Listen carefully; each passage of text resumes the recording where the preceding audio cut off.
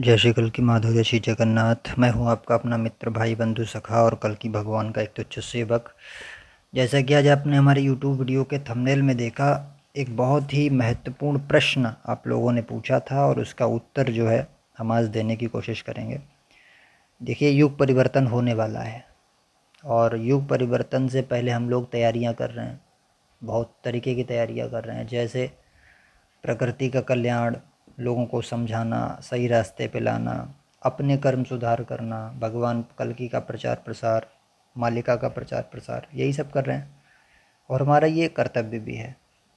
उसके साथ में ये प्रश्न उठता है कि जो लोग साधना भी कर रहे हैं, क्योंकि ब्रह्म का अक्षर मंत्र और शून्य साधना का विधान किया है मालिका में, जो उसको जाप करेगा या उसका ध्यान करेगा उसके बचने के चांसेस बहुत ज़्यादा हैं, सतयुग में जाने के चांसेस। और ये भी हो सकता है कि आने वाले समय में वो साधना जो है आपको बांटी जाए बड़े बड़े माध्यमों के द्वारा। अभी तो कुछ लोग जानते हैं उसको, लेकिन मालिका में वर्णित है। तो कुछ लोगों ने ये सवाल किया कि भैया, जो युग परिवर्तन में बच्चे हैं, अबोध बालक या जो छोटे बच्चे, उनका क्या होगा? वो बचेंगे नहीं बचेंगे, उनका कैसे आगे का डिसाइड होगा? ये पूछा गया। अच्छा प्रश्न था, हालांकि कल से मेरा गला ख़राब है और फिर भी मैंने कहा कि एक उत्तर ज़रूर देंगे। वीडियो भी काफ़ी दिन से नहीं है, इसके लिए क्षमा कीजिए। तो ये वीडियो बहुत महत्वपूर्ण होने वाली है। आपके घर में भी बच्चे हैं, बहुत बालक है, उनसे जुड़ी हुई वीडियो है। अंत तक बने रहें। आप समझिए, हमारा डेडिकेशन आप लोगों के कल्कि प्रभु के लिए इतना है कि अस्वस्थ अवस्था में भी आपके लिए हम वीडियो ले आते हैं और आपके लिए लगातार काम करते हैं, भगवान कल्कि के लिए काम करते हैं। तो आप उस इन्फॉर्मेशन को लाइक और शेयर भी करा करिए अपने अपने चैनल से। चाहे आपका 100 लोगों का ही एक चैनल है, उस पर ले आके शेयर कर दिया करिए, ताकि हो सकता है एक भी व्यक्ति को मिल जाए। वो अपने फेसबुक स्टोरी से या अपने जो इंस्टाग्राम हैंडल से, वहाँ से भी शेयर कर सकते हैं। एक भी अगर व्यक्ति को मिल जाएगा तब भी हमारा जो है मिशन सफल हो जाएगा। तो अब बात करते हैं युग परिवर्तन में बच्चों का क्या होगा। हमने इसमें एज कैटेगरी बना ली है। एक तो अबोध बच्चे, जो कुछ नहीं बोल सकते, जान नहीं सकते, माँ के मतलब गोदी में ही रहते हैं, छोटे छोटे बच्चे रहते हैं, घुटनों चलते हैं वैसे वाले। और दूसरे वो जो 3 से 4 साल वाले हो गए हैं, जो बोल सकते हैं, थोड़ा बहुत प्ले ग्रुप में एडमिशन ले लिया है अपना, जा रहे हैं स्कूल्स में। और उससे बड़े, जो प्ले ग्रुप से जो बड़े वाले बच्चे होते हैं, 3 to 4 ईयर्स से, और उससे बड़े जो बच्चे हैं, लेकिन अभी वो अध्यात्म से दूर हैं। तो हमने दोनों कैटेगरी अलग अलग बना दी हैं। अब उसके बारे में थोड़ा सा समझते हैं, चीज़ें क्या हैं। भाई देखिए, सबसे पहले उनकी बात करते हैं जो 3 से 4 साल वाले हैं, जो बोल सकते हैं, थोड़ा बहुत समझ सकते हैं और अपनी चीज़ें बता सकते हैं माता पिता को। तो उनके अंदर थोड़ा बहुत तो इतना तो विवेक है कि वो नाम जाप कर सकें। अब आपके घर में कोई बच्चा छोटा है तो आप उसे नाम जाप से जोड़ सकते हैं, नारायण नारायण नारायण नारायण, क्योंकि ब्रह्म वैवर्त पुराण में दिया है, नारायण नाम से अजामिल के पाप भस्म हुए थे। ये बहुत अच्छी चीज़ें होती हैं नाम जाप करना। और भी कुछ लोग राम राम करते हैं, कोई शिव शिव करते हैं, शाम सदा शिव, प्रेमानंद जी महाराज बता रहे हैं, अलग अलग चीज़ें। हम ये नहीं कह रहे कि कोई एक ही स्पेसिफिक नाम, लेकिन नारायण और उनका एक नाम बहुत अच्छा माना जा रहा है, क्योंकि कल की अवतार आ रहे हैं। ये चीज़, भगवान शिव भी वही हैं, कोई अंतर नहीं है। बट कोई भी अगर हम नाम करते हैं तो उससे क्या होता है, हमारे मन को कंट्रोल होता है, हमारे जो विचार हैं वो पवित्र होते हैं, है ना, और हम लायक बनते हैं साधना के। दूसरा, हमें परमात्मा की ब्लेसिंग्स प्राप्त होती हैं। कई बार परमात्मा उसी से खुश होकर बहुत कुछ दे देते हैं। तो अच्छी चीज़ें हैं, फ़ायदे हैं। तो एक तो नारायण नाम हो गया, या नारायण जी का कोई नाम हो गया, या भगवान शिव का कोई नाम हो गया, परमात्मा का कोई भी नाम। दूसरा फिर ओमकार साधना, अ उ म, और उसको जाप भी करने का एक तरीका है,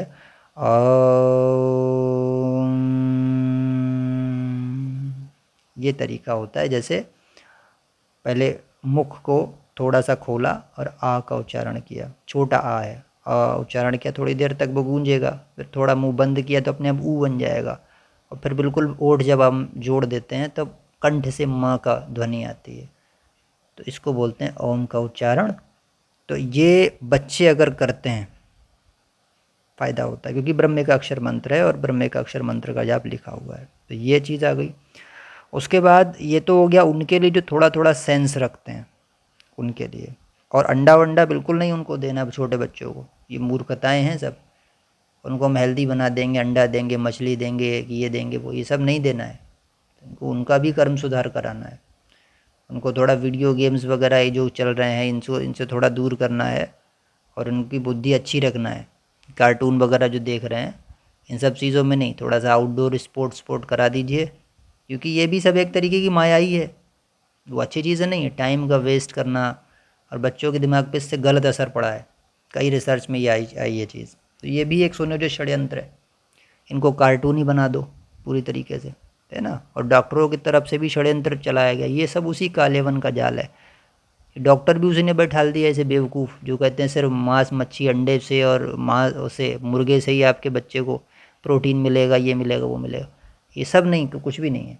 B12 बोलते हैं कि वो तो उसी से ही मिलेगा। B12 आपके सहजन में भी होता है, मोरिंगा जिसको बोलते हैं। अलग अलग नेचर में सब कुछ व्यवस्था है। तो अपने बच्चों को प्लीज़ उससे बचाइए। अब आते हैं दूसरी बात पे, जो अबोध बच्चे हैं, छोटे छोटे बच्चे हैं, जैसे माँ के गोद में हैं या स्तनपान करने वाले या घुटने के बल चलने वाले, वो बोल नहीं सकते ज़्यादा अच्छा, उनका प्रोनाउंसिएशन नहीं ठीक है, या जो वो समझ नहीं सकते चीज़ों को, उनके लिए क्या करें। देखिए भैया, उनके लिए उनका प्रारब्ध बचाएगा। आपके प्रश्न का जो उत्तर है उनके लिए उनका प्रारब्ध बचाएगा। जैसे गाजा में बम्बार्डिंग हुई, लाखों लोग मरे। यूक्रेन और रशिया में अभी जो वॉर चल रहा है उसमें भी लाखों लोग मर चुके हैं, लाखों की संख्या में चले गए। और इंडिया पाकिस्तान का जो वॉर हुआ था उसमें भी सैकड़ों लोग मरे थे, नंबर नहीं दिया गया बट मरे उसमें भी थे।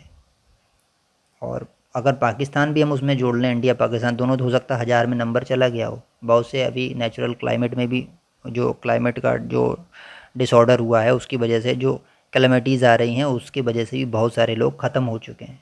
इस बार पंजाब में, आपके उत्तराखंड रीजन में, या आप देखेंगे जम्मू कश्मीर में बहुत जगह पे बाढ़ आई, बहुत सारे लोगों की इसमें डेथ हो गई। तो उसमें बच्चे भी थे। कोई पूछेगा बच्चों का क्या दोष है, भगवान ने उनको क्यों सज़ा दी? यही तो बात होती है, बच्चों का दोष नहीं, उनके प्रारब्ध का दोष है। उनकी नियति लिखी हुई थी कि उस जगह पे उस समय तक उनका जीवन है, उसके बाद वो नहीं बचेंगे, ये होता है। तो ये प्रारब्ध के ऊपर होता है। तो अगर युग परिवर्तन में छोटे बच्चे बचना होंगे तो उनका प्रारब्ध डिसाइड करेगा। और यहाँ पे अब आप लोग पूछेंगे कि ऐसे तो फिर अगर उसका प्रारब्ध होगा तो ख़त्म ही हो जाएगा, क्योंकि बहुत से माता पिता भी होंगे, फिर कैसे बचाएं?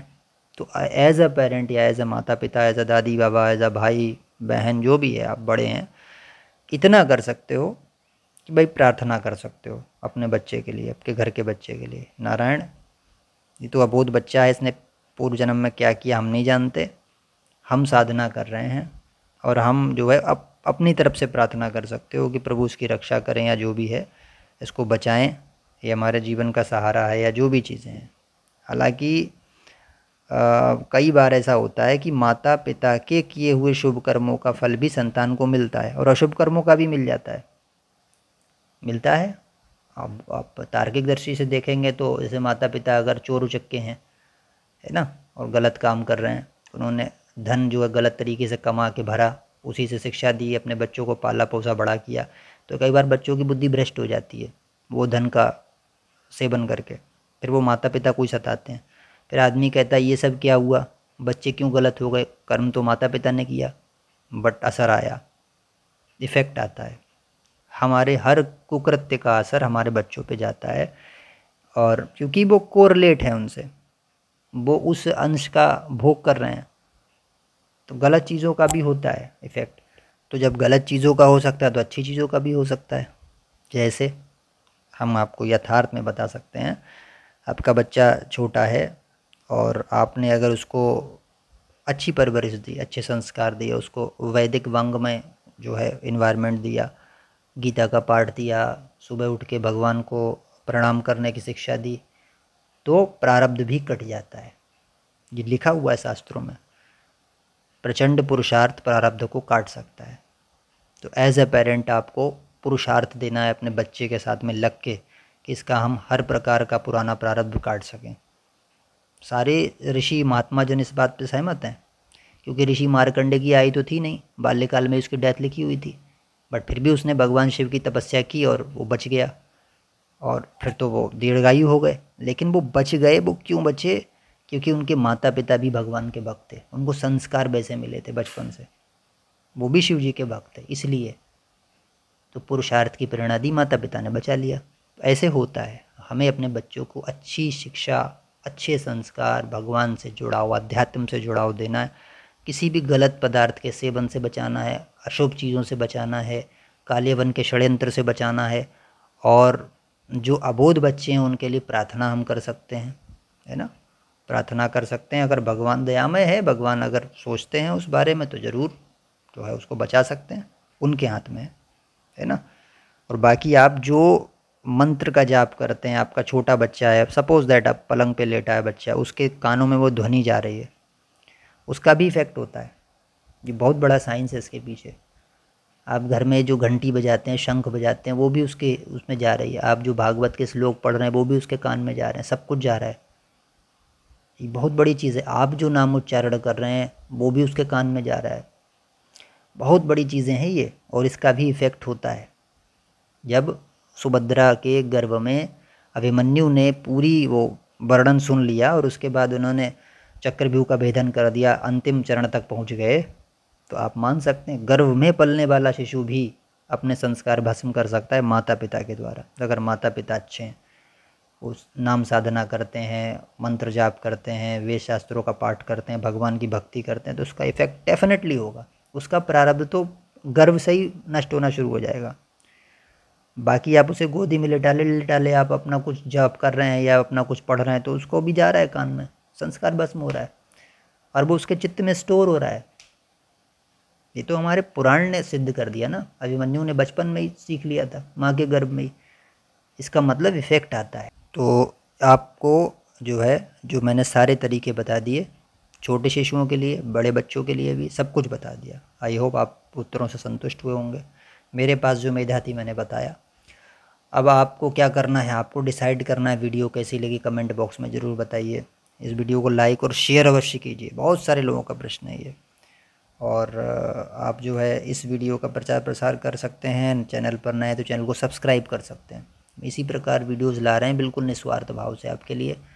आप हमारे टेलीग्राम चैनल से भी जुड़ सकते हैं, फ्री ऑफ कॉस्ट, कोई पैसा आपको वहाँ नहीं देना है। भक्तों के एकत्रीकरण के लिए हमने एक मुहिम चलाई है टेलीग्राम ग्रुप में कि कम से कम हो सकता है हमारे ही थ्रू कुछ भक्तों का एकत्रीकरण हो। तो सैकड़ों लोग उसमें अपना नाम दर्ज करा रहे हैं, अपना पता दे रहे हैं, और मतलब फिज़िकल एक तरीके से एकत्रीकरण के समय अगर भगवान का कोई मैसेज आता है तभी हम आपको पहुंचाएंगे, और वो भी सिर्फ मैं अकेले कलेक्ट कर रहा हूँ, और इसका और किसी का उसमें रोल नहीं है। और दूसरा ये है कि उसमें हम आपका जो अगर ईमेल आईडी है या आपका एज है, वो सब लेके हम आपको एक कोड भी प्रदान कर रहे हैं। तो कोड भी बहुत आवश्यक है, जो आपकी पहचान बनेगा भविष्य में। तो इस तरीके से आप हमसे जुड़ सकते हैं, और उनका लिंक जो है टेलीग्राम चैनल का हमने पिन कमेंट में और डिस्क्रिप्शन में डाल रखा है। व्हाट्सअप चैनल का भी लिंक डाल रखा है, kalkikapaar@gmail.com पर आप हमें मेल कर सकते हैं अगर आपके कोई स्वप्न अनुभव वगैरह जुड़े हैं भगवान से, और उन अनुभवों को आप हमें टेलीग्राम पे भी बोल सकते हैं। टेलीग्राम पे आप मुझसे बात भी कर सकते हैं, ऑडियो चैट में अपने प्रश्नों का समाधान भी पा सकते हैं। हम लोग मीटिंग भी कंडक्ट करते हैं ऑडियो चैट वाली, उसमें भी आप प्रश्नों के समाधान पा सकते हैं। बड़ा बेनिफिट रहेगा, उसको अवश्य ज्वाइन करिए। साधना पद्धति का PDF अगर अब तक ज्वाइन नहीं करा तो उसको भी अवश्य अभी तक जो है आप उसको डाउनलोड करें, अपने पास सेव करके रखें। ओमकार और शून्य साधना बहुत ही इम्पोर्टेंट है, करना ज़रूरी है, मोक्ष के लिए भी, सतयुग में जाने के लिए भी, और काले वन के प्रभाव से बचने के लिए भी, जैसे अभी सभी लोग पीड़ित हैं। तो आई होप आप इन सब चीज़ों का ध्यान रखेंगे, अपना ध्यान रखेंगे। जय श्री कल्की माधव, जय श्री जगन्नाथ, जय श्री पंचगा, जय श्री सत्यनारायण।